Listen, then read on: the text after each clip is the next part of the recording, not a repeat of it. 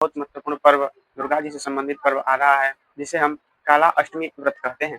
यह व्रत साल भर में एक बार आता है, जिसे हर विद्यार्थी को, हर घर परिवार गृहस्थ जीवन में रहने वाले व्यक्तियों को व्रत अवश्य ही करना चाहिए, क्योंकि काला अष्टमी व्रत केवल एक उपवास ही नहीं, यह आध्यात्मिक ऊर्जा प्रवाह करने वाला भी एक पर्व माना जाता है।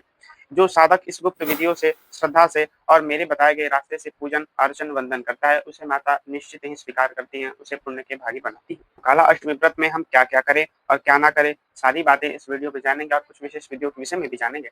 तो अभी तक आप लोगों ने हमारे दुर्गा मंदिर के चैनल को सब्सक्राइब नहीं किया होगा, वीडियो को लाइक नहीं किया होगा तो कर लीजिए, क्योंकि ऐसी जानकारी इस वीडियो पे चैनल पे मिलती रहती है। चलिए आगे की बातें जानते हैं। काला अष्टमी व्रत हर मास अष्टमी तिथि कृष्ण पक्ष की अष्टमी को पड़ता है, जो कि इस वर्ष 17 तारीख दिन बृहस्पतिवार को पड़ रहा है।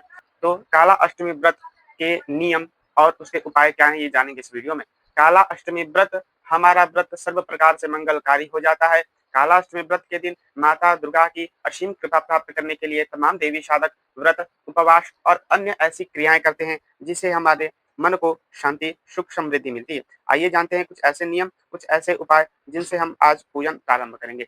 सबसे पहले अष्टमी व्रत की विधि क्या है, अष्टमी व्रत कैसे किया जाता है, क्या रहती है इसकी विधि। तो अष्टमी व्रत की जो विधि होती है, वो रात्रि का पूजन अष्टमी व्रत में किया जाता है, क्योंकि अष्टमी के दिन माता दुर्गा, माता कात्यायनी कालरात्रि अपनी प्रचंड रूप में होती हैं, जो महिषासुर का वध करने के लिए जैसे अपनी प्रकृष्ट रूप में रहती है, तो इस दिन इनकी विशेष पूजन अर्चन करके इनको प्रसन्न किया जाता है। तो इस दिन बहुत सारे देवी साधक व्रत उपवास रखते हैं जो पूजन के लिए किया जाता है।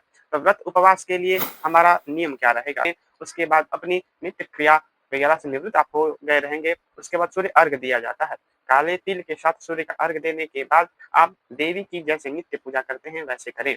श्री यंत्र रहेगा तो उसकी पूजा करें। अगर आपके पास प्रतिमा है तो प्रतिमा को साफ सुथरा करके उस पे आप माला और कुमकुम का टीका लगावें। उसके बाद अपनी आगे की पूजन की प्रक्रिया करें। इसी में अष्टमी के दिन विशेष जो होता है, आप दुर्गा जी का अभिषेक कर सकते हैं। अभिषेक करने से क्या होता है, आपको किस प्रकार का अभिषेक करना चाहिए, इसके लिए हमारे पुराणों में लिखा गया है कि श्री सूक्त के पाठ से, यानी श्री सूक्त के जो 16 पाठ होते हैं, उस पढ़ते हुए गन्ने के रस से अभिषेक करने से हमें आर्थिक रूप से तंगी का सामना नहीं करना पड़ता। यानी गन्ने के रस से श्री सूक्त के 16 पाठ से निरंतर धारा प्रवाहित होती रहे और देवी प्रतिमा या श्री प्रतिमा या यंत्र पे या दुर्गा जी के फोटो पे आप निरंतर के रस का धारा गिरते हुए इसका अभिषेक करें। और दूसरी क्या अभिषेक रहेगी, आकस्मात रूप से धन प्राप्ति हेतु आप सभी को आंवले के रस से करना चाहिए अभिषेक। कनक धारा स्तोत्र के 16 लगातार पाठ करने से और आंवले के रस से अभिषेक करते हुए इसके साथ दोनों चीज का संयोग बनावें, आपको अकस्मात धन प्राप्ति अवश्य ही होगी। और शत्रु नाश हेतु हम क्या इस दिन विशेष उपाय करें जिससे हमारे शत्रुओं का नाश होवे। तो हल्दी के जल को हल्दी में मिला के दुर्गा जी पे आप बगलामुखी मंत्र के 108 पाठ से इनका अभिषेक करें। या शत्रु नाश हेतु दूसरा उपाय, ऑरेंज जूस के साथ आप बाला प्रत्यंगिका कवच के 100 पाठ के साथ का अभिषेक 100 पाठ के साथ करें। 108 पाठ के अभिषेक करने से सबसे शक्तिशाली यही पाठ होता है। अब इन सब चीजों से ऊपर उठकर हम आज जानेंगे कि ये तो हो गए तंत्र मंत्र से संबंधित। अब देवी की कृपा प्राप्ति हेतु हम क्या कार्य करें। तो उस दिन देवी की कृपा प्राप्त हेतु आप कम से कम 5 पान के पत्ते, लौंग और इलायची के साथ देवी के पास अर्पण करें, अपनी इच्छा को कहें और उसके बाद इनकी नियमित रूप से फूल फल नैवेद्य के साथ पूजा करें। वैसे तो हमारे दुर्गा सप्तशती में भी लिखा गया है, अष्टम्याम च नवम्याम च चैरेकदास, यानी अष्टमी, नवमी और चतुर्दशी के दिन इनके विशेष पूजन अर्चन करना ही चाहिए, जो कि आने वाली है कल हमारी पड़ेगी। अब इनके खीर का भी भोग लगा सकते हैं आप, या किसी भी प्रकार के नैवेद्य का भोग लगा सकते हैं।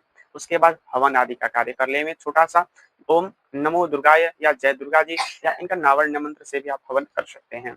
अब इस दिन विशेष और एक सबसे शक्तिशाली हो जाएगा, जो आप जैसे श्री सूक्त का पाठ कर रहे हैं, कनक धारा स्तोत्र का पाठ कर रहे हैं, आप बगलामुखी सूत्र, इन सबसे हटकर आप श्री दुर्गा सप्तशती के 1 अध्याय से लेके 13 अध्याय तक पाठ करें, माता की कृपा प्राप्त होगी। 13 अध्याय के पाठ करने से आप निरंतर इन सब चीजों से, जैसे कि आप क्या कर सकते हैं, हल्दी मिले जल से भी अभिषेक कर सकते हैं, या आप ईख के रस से, इन 2 चीजों से, या गंगा जल में धुआ लगा के भी आप अभिषेक कर सकते हैं। लगातार निरंतर पाठ करते रहें और एक तरफ से अभिषेक करते रहें।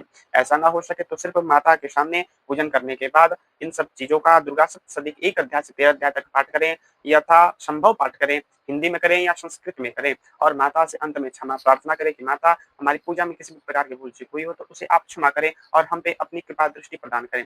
तो ऐसी ही तमाम वीडियो के लिए हमारे चैनल के साथ बने रहें और कैसा लगा वीडियो अच्छा लगा तो जय माँ चंडिका ये कमेंट अवश्य ही करने